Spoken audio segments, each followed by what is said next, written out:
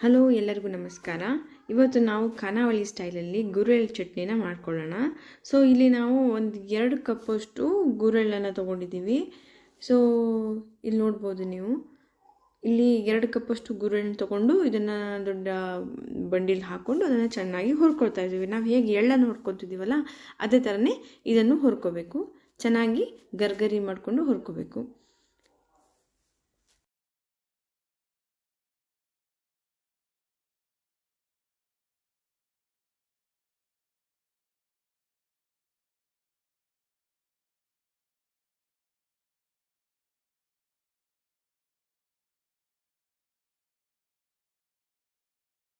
ಹುರ್ಕೊಂಡು ಆಗ್ತಿದ್ದಂಗೆ ಇದನ್ನು ತಣ್ಣು ಮಾಡಲಿಕ್ಕೆ ಒಂದು ಪ್ಲೇಟಲ್ಲಿ ಹಾಕೋಬೇಕು. ಸೊ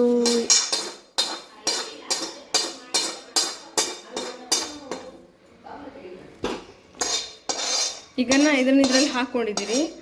ನೆಕ್ಸ್ಟ್ ಈಗ ಎಂತ ಮಾಡ್ತೀರಿ? ಒಗ್ಗರಣೆ ಸೊಪ್ಪು ಹುರ್ಕೊತೀರಿ.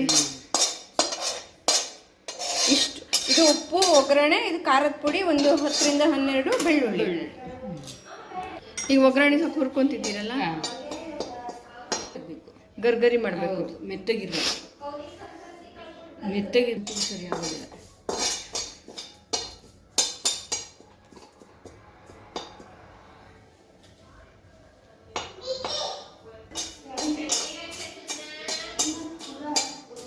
ಹಾಗಂತ ಅರುಣಂಗೆ ನೋಡಿದ್ದೇನೆ, ಅವ್ರು ಮಾತಾಡ್ಸೋಗಿದ್ದಾನೆ. ಇಲ್ಲ ಇಲ್ಲ, ಬೆಳ್ಳುಳ್ಳಿ ಹುರಿ ಹಾಕೋದು. ಈಗೆಲ್ಲ ಇದನ್ನು ಮಿಕ್ಸಿಲಿ ಹಾಕೊಂಡು ಮಿಕ್ಸರ್ ಮಾಡ್ಕೋಬೇಕು. ಮಿಕ್ಸರ್ ಮಾಡ್ಕೊಂಡು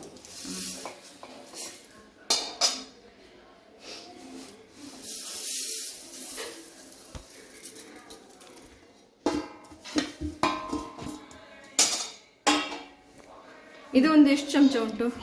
ಇದೆರಡೂವರೆ ಚಮಚ ಖಾರದ ಪುಡಿ, ತಕ್ಕಷ್ಟು ಉಪ್ಪು, ಒಂದು 3/4 ಚಮಚ.